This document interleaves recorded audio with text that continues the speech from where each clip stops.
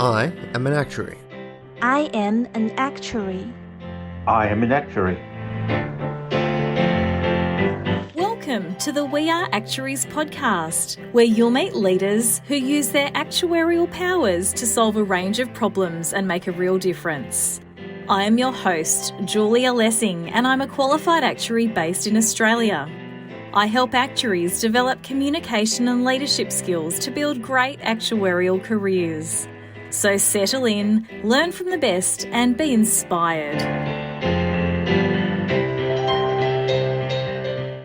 Welcome to episode 90 of the We Are Actuaries podcast.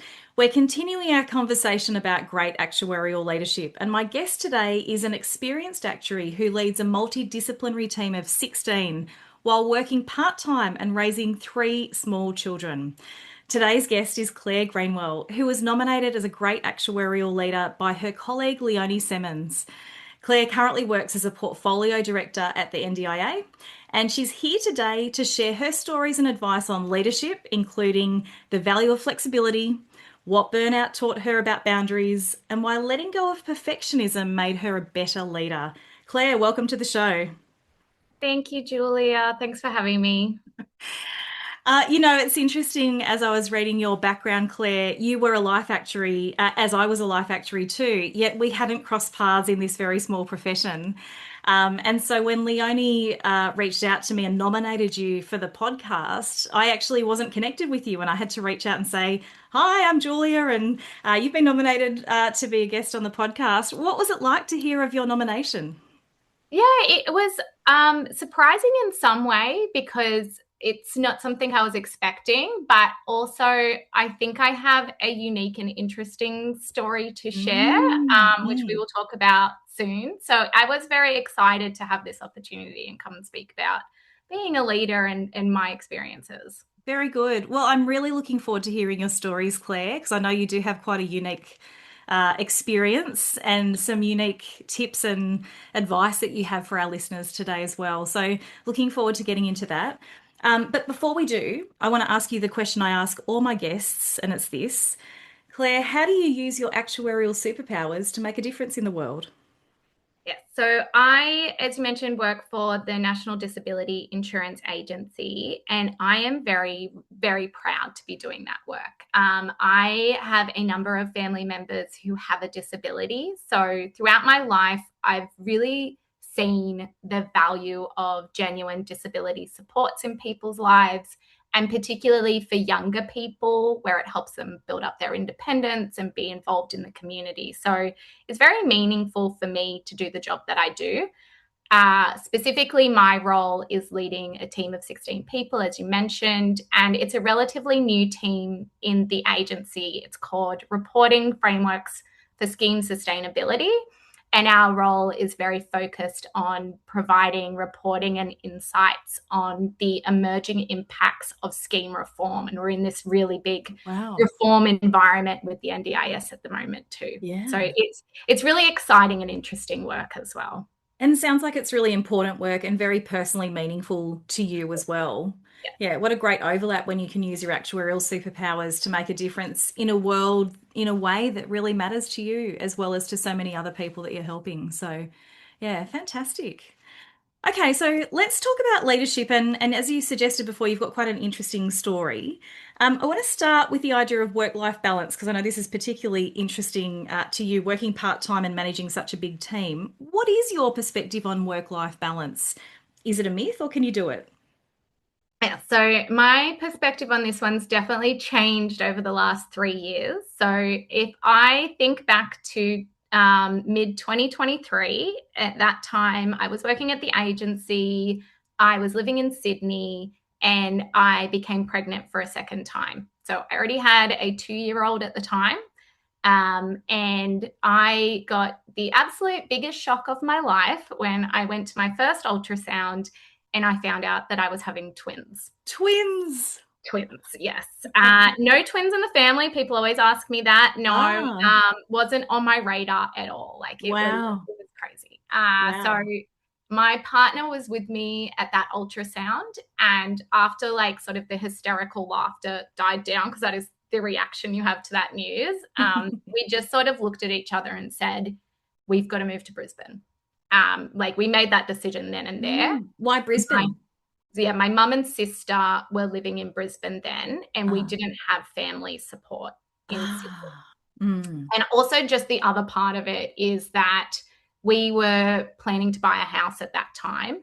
All of a sudden, we went from a family of 4 to a family of 5, which we needed a bigger house, we needed a bigger car, and I don't even like talking about the daycare fees. It's eye-watering. So it also just became unaffordable for us to stay in Sydney as well. So it was just, we had to do it and knew that it was going to be really disruptive to our lives and our careers, but we didn't have a choice at that time. So I am really grateful for having, both a very supportive manager at work and a very supportive workplace. So that when I went back and said, look, I've got to move to Brisbane, they said, that's okay, we're going to work it out. And I moved to Brisbane while I was pregnant with the twins, which I don't recommend moving state lines while pregnant with twins, but I was able to work fully remotely before the birth. And since I've come back, I still work primarily remotely in Brisbane. Most of the team is based in Sydney and Melbourne. I'll go in maybe every few weeks. We now have a few Queensland actuaries, which is really great. Okay. But that's more a social connection piece because I don't work directly with any of them. So it's very different to what I pictured, my leadership role being working remotely. It's nothing I really saw for myself, and working part-time as well. I do a 9-day fortnight. But it's just something I've had to do to make it all work. And so when I think about work-life balance and is it something that actuaries can achieve, reflecting on my own experience, which is, like I said, somewhat unique, but I think for all parents who have sort of caring responsibilities or people who have, other caring responsibilities as well, I am such a strong believer in flexible workplaces. And really both flexible hours and that ability to work from home. I know that time I save on traveling every day, which is, 2 hours for me to get into the office, is going right back to my family, and meaning that I can spend a bit more time with them, which is so important with 2 working parents.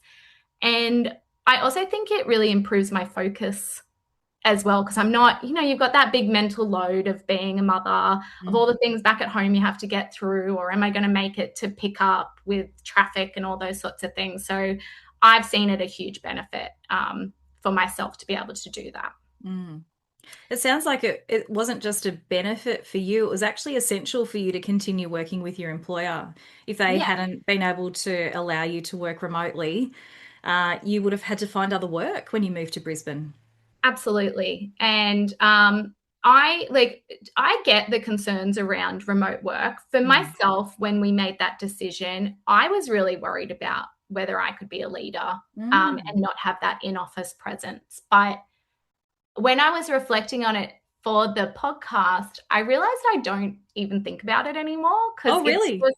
Because we've just adapted and we make it work. And I think it reflects a broader move to increased work from home across, a lot of professional industries. Most of my team work from home now, go in maybe 1 day a week, some more, some less. I think it's really up to the person to choose what works for their life and their circumstances. And there's lots of things we do to adapt and support that working arrangement. You've got your standard things like coordinating days in the office together. We have really active social champions at the agency who organise virtual and in-person activities. And everything we do, the agency is a federal agency, so we have people all over the country, which means every single thing we do has a virtual option by default. So those things really help. But for me, the things that I've done as a leader who's working remotely is really focus on that building trust in the team and the quality of their work rather than that focus on attendance. I make sure I'm really accessible all the times on Teams and email. So I highly prioritize responding to my team as quickly as I can, because they can't come tap me on the shoulder if something's wrong. So I've seen like a lot of growing confidence in just those messages saying, can I give you a quick call and chat to you for 5 minutes? And that's been working really well. And I just make sure to have a lot of regular touch points with the team. And I try to build in a lot of that chit chat. You know, if you're attending a meeting, you don't just jump straight into the content. You do those sort of social check-ins, and also that talking about things that are going on around the agency, like, you know, stuff that's relevant to their work or stuff that's happening with other teams. So you're sort of building that organic learning back in that you might have gotten in an office environment. And where it's a really high performing team, I don't see that it's changed anything at all. And for me, it's been so beneficial. So again, if I think, okay, work-life balance, have I got it figured out? Look, I've got 3 young kids. I'd say yes, some days no. But with flexible workplaces, it's so much more attainable than it would be if I was in office. Yeah, okay. So there's so many benefits there. It's interesting listening to you talking about running a remote workforce and working and leading remotely as well. You know, it got me thinking back to when and I'm going to show my age here, but when I was on maternity leave with my 4th child back in 2005. And I went on leave early because I was unwell with the pregnancy, but I still wanted to do some work. And it was a huge deal to be able to do some remote work in 2005. It was well before the pandemic. We didn't have Teams. It didn't exist. We didn't even, I think, have Zoom. It was a very different way of working. And working remotely, there was so much sort of trust, I guess, but less opportunity for that FaceTime, as you've said. It sounds like you've got some really practical strategies in there to be able to connect personally with your team and to be able to have that chit chat and to, you know, connect on a regular basis. And it's not just about being task focused. You're also building the relational aspects of work as well. Yeah, and it's ongoing, I think. I'm sure a lot of places where they have these sort of options with remote work, I think it's not set and forget. It's constantly looking at new strategies because we're just adapting to a new way of work entirely, I think. And post-pandemic, I can see there's been a big push that people do have that preference to spend a lot more time at home. You know, I'd love to be in the office more, to be honest, if I could. I do miss being around my colleagues, and sometimes working from home and having my kids, I feel like these walls are closing in on me a little bit. And I also have a lot of nostalgia for the whiteboard and the marker. Oh yeah, I don't know if that's I love a whiteboard. I miss it. The Teams whiteboard doesn't compare. It's not the same. Yeah, again, where I am in life now, this is the thing that I really need to still be able to contribute and to be a leader. Because if it wasn't happening, I'm not sure that I could do this job. Yeah. And as you said, you know, it's evolving at work, but it's also evolving at work too, at home too. Your children will grow. You won't be in this all 4 walls closing in on you phase forever. So, you know, nothing stays the same for very long, for better or worse, I suppose. So speaking about being a busy mum, how do you juggle parenthood and leadership? What's that like for you? What does it look like in practice? Yes.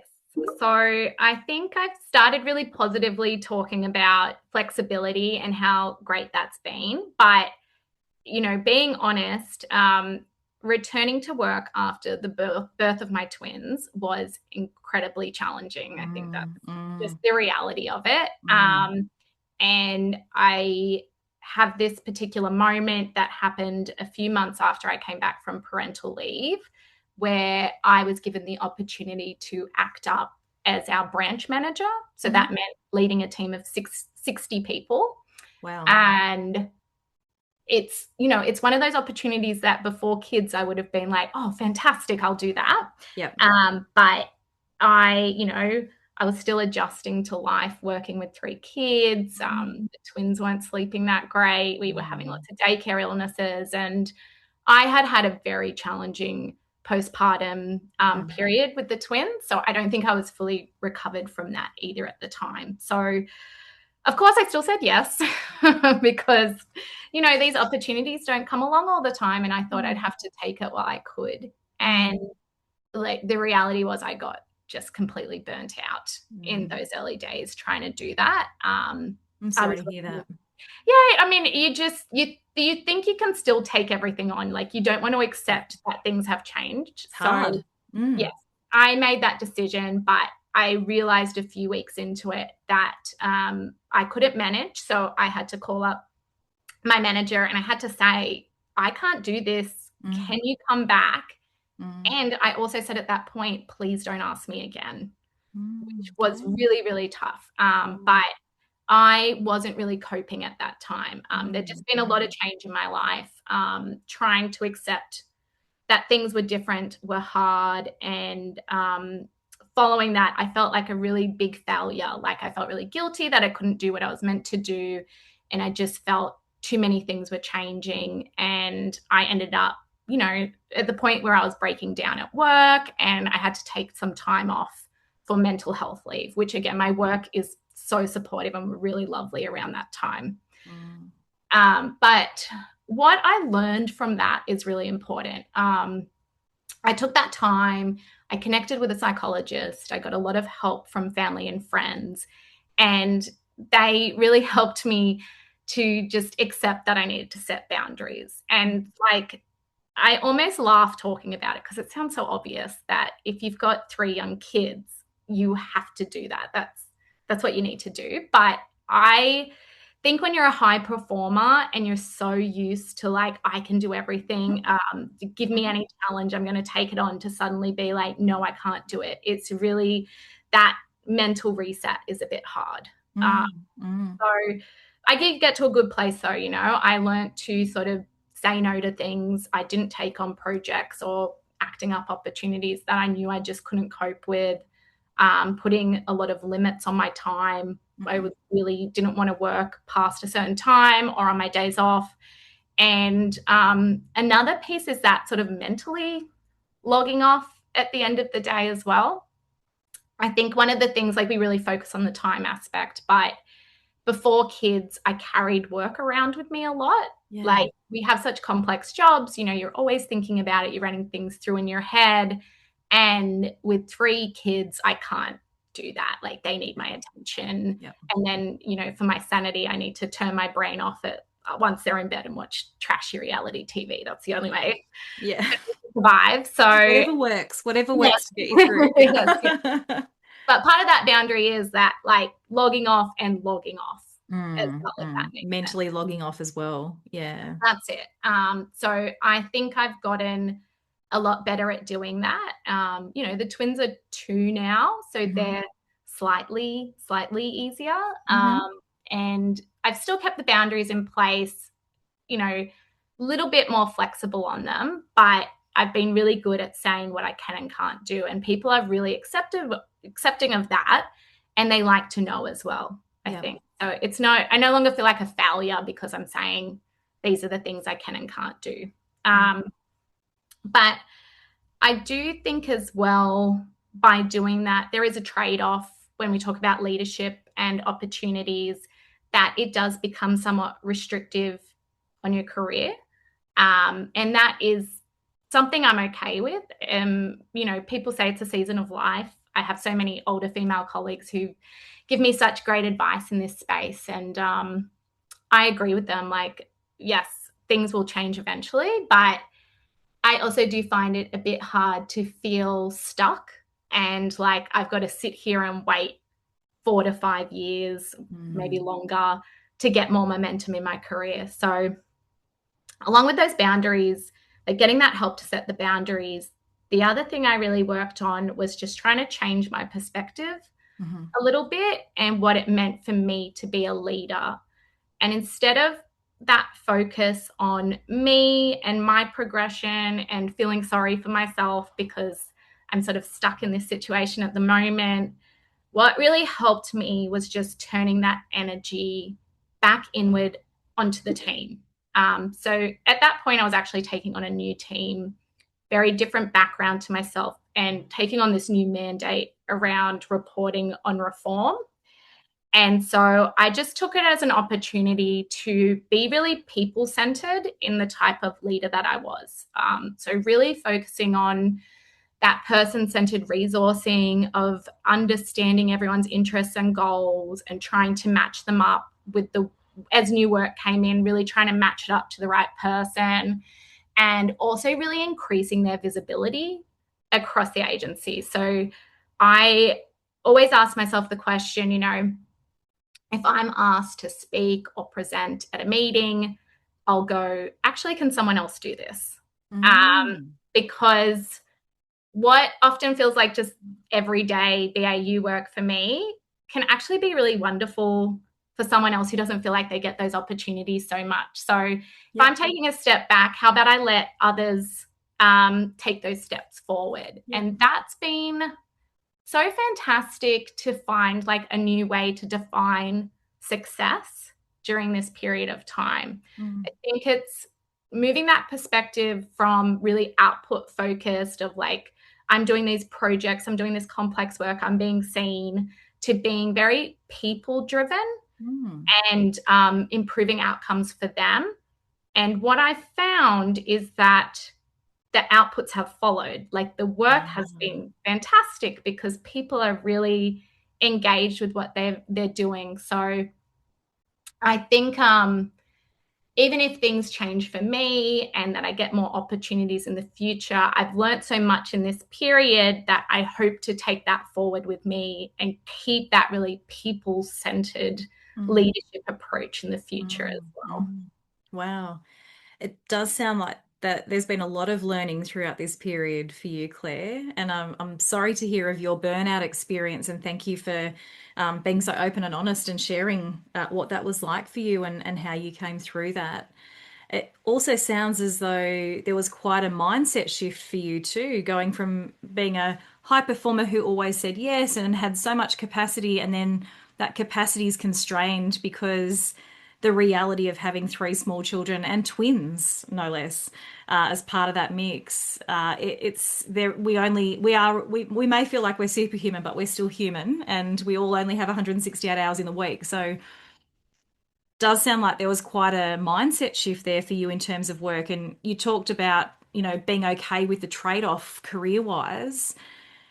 I mean, how did you make that shift? What helped you to kind of make peace with that, I suppose? Yeah, so as I mentioned, I did actually see a psychologist. Like that was, I think, reaching out for help is so important. So that was the first piece. But I also have such supportive people that I work with as well. So my manager, her name's Jess Lilly. She was on one of these earlier episodes, which I really encourage people to listen to because she's wonderful. Having people you work with who have young families and have been through similar situations and being able to share with them and talk with them, I found really valuable. And maybe connecting back to that flexible workplaces. It's one of the things I love about working at the agency is that because we have policies like that, we attract so many people who are working parents or have different arrangements in place. And I think everyone goes through some sort of adjustment period during these times. And the more we can talk about it and be honest about it and learn from each other instead of just trying to be the people we were before, the easier it becomes. Yeah. So being able to talk to others, hear other stories, and not pretend like everything's how it used to be, but being open to that change. Yeah, absolutely. Yeah. Nice. I think listening to your recounting of that sort of transition and reflecting on my own experience of parenting small children and trying to have a career, I think parenting is actually such a gift in terms of leadership training, really. I mean, if you can wrangle, you were saying before we started recording, like 3 under 5 getting their teeth brushed, if you can do that, I mean, that's a leadership superpower in my book. So I'm curious, Claire, like what has parenthood specifically taught you about leadership that's helped you to become a successful leader? We'll be right back. You're listening to the We Are Actuaries podcast, brought to you by the Guardian Actuarial Leadership Program. If you're looking for a tailored training program to help you build your communication and leadership skills, registrations are now open. Head over to guardianactuarial.com.au for more information.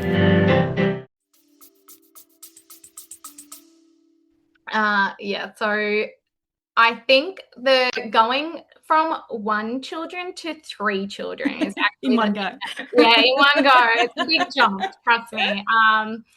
That's where I've learned a lot, because when I think about my first child, it's so funny when I reflect back on it. I was so obsessed with doing the right thing all the time as his mum. I read everything. I was on the internet, all the resources. So I was doing all the sleep schedules and the tracking. You can track all the data in the apps for like breastfeeds and nappies, and it was very development focused, making sure we did all our tummy time and reading lots and lots of books, all of that.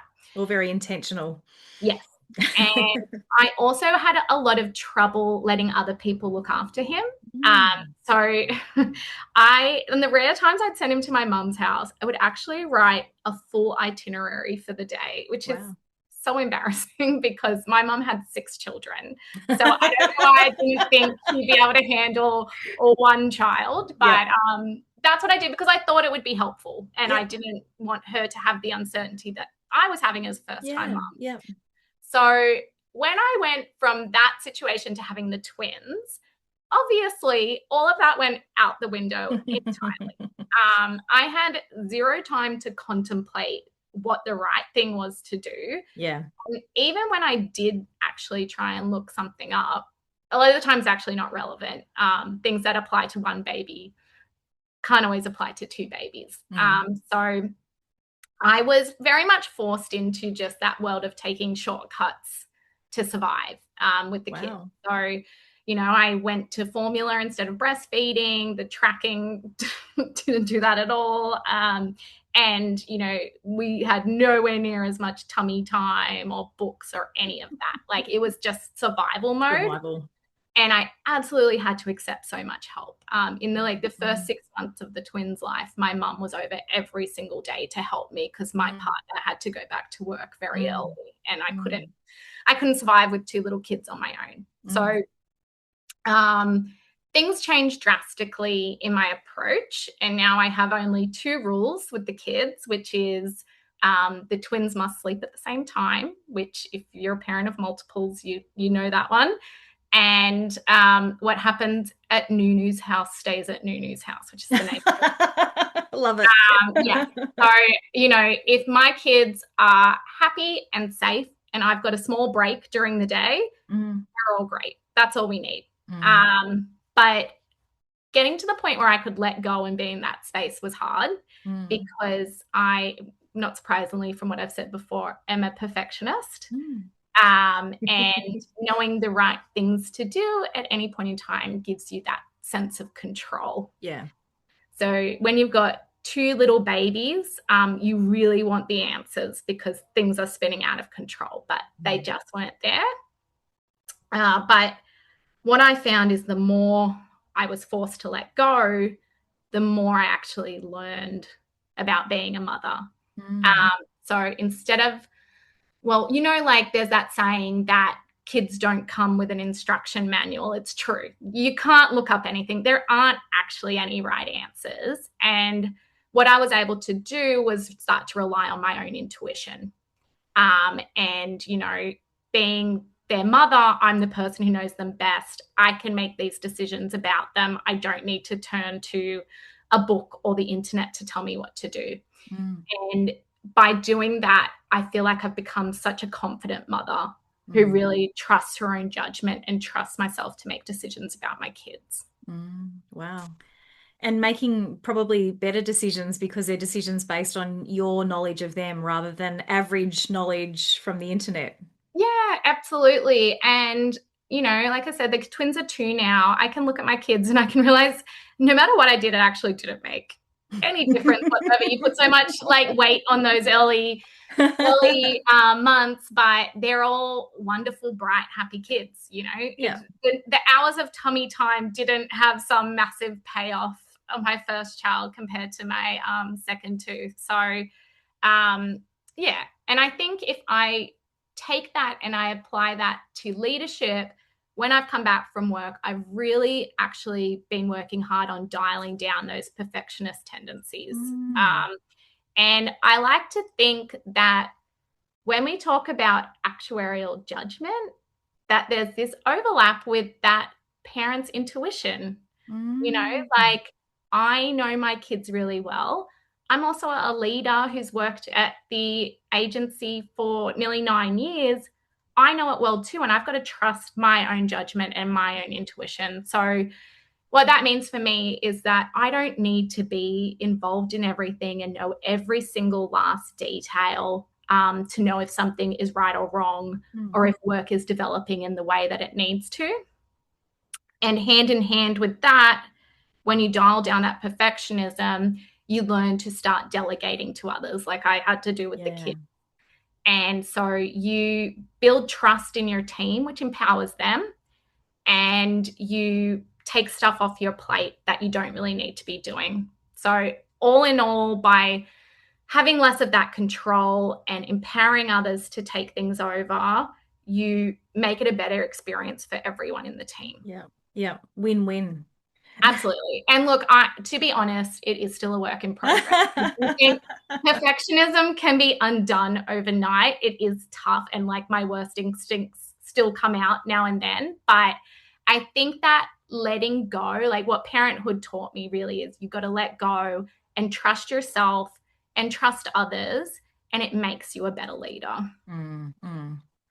There's definitely benefits in there, even if it's not easy. And, personally, I describe myself as a recovering perfectionist. So I do think I do think that's a work in progress, something we have to keep working on and remembering the benefits of as well. So, Claire, thank you so much for sharing, so many really valuable insights from your very unique story, and juggling 3 small children, working part-time, being a leader, working remotely, how you've managed that. And it sounds like you've been doing that very well on the work front and on the home front. So that's amazing. I want to finish our interview with one final question, and it's this. Claire, what's your top tip for actuaries aspiring to leadership roles? I was going to say don't have twins, but no, my children are the light of my life. No, seriously, I think people leadership is really important to me.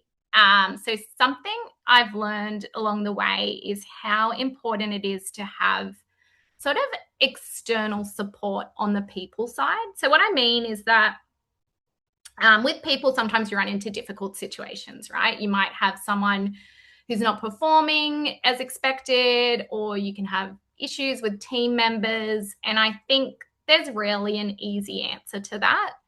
And also, we sometimes have a tendency to be reactive when it comes to people issues rather than being objective and making the right decision. One of the things I've found so helpful, and I'm actually in a very fortunate position, is that my partner is an organizational psychologist. So when I've come across difficult people issues, I will often, keeping privacy in place, but I will have a discussion with him as someone who's sort of objective and not involved. And he will always say to me, instead of like, oh yeah, they've messed up or this person's done the wrong thing, he says something along the lines of like, okay, what's gone wrong with the systems that are in place and what can you actually do about it? And it really helps me reframe the problem and think about it from that different perspective. So I found his advice really invaluable. And I think having that sort of objective resource in your life when you're dealing with people issues it's really just very, very helpful, and something I've just found very, very invaluable. Yeah, very good. Very good. What a great duo you two are. Yeah, fantastic. Well, Claire, thank you so much for taking the time out today to share your quite unique story, and some really valuable advice for either working parents or working parents to be. I know there's a lot of people that talk to me about what might life look like once they have children, and what does that look like in terms of practical day-to-day type changes. So thank you so much for sharing your thoughts with us today. It's been an absolute pleasure having this conversation. Thanks, Claire. Thank you, Julia. So there you have it, real life stories and practical tips from a leader using their actuarial superpowers to make a difference in the world. If you enjoyed this episode, feel free to get in touch, subscribe, leave us a review and share it with your network. You'll find details from today's interview in the show notes below and on our website www.guardianactuarial.com.au. Until next time. Julia Lessing's new book, Senior Leadership, An Essential Guide for Actuaries, covers advanced managerial strategies designed for more experienced leaders. It builds on the foundation of Julia's first book, Aspiring Actuarial Leaders. Together, these two books offer actuaries a complete leadership development pathway. The strength of this new guide lies in its practical strategies that actuarial leaders can implement to improve teamwork and organizational effectiveness. We're thrilled to collaborate with Julia again. She's an inspiration to actuaries everywhere.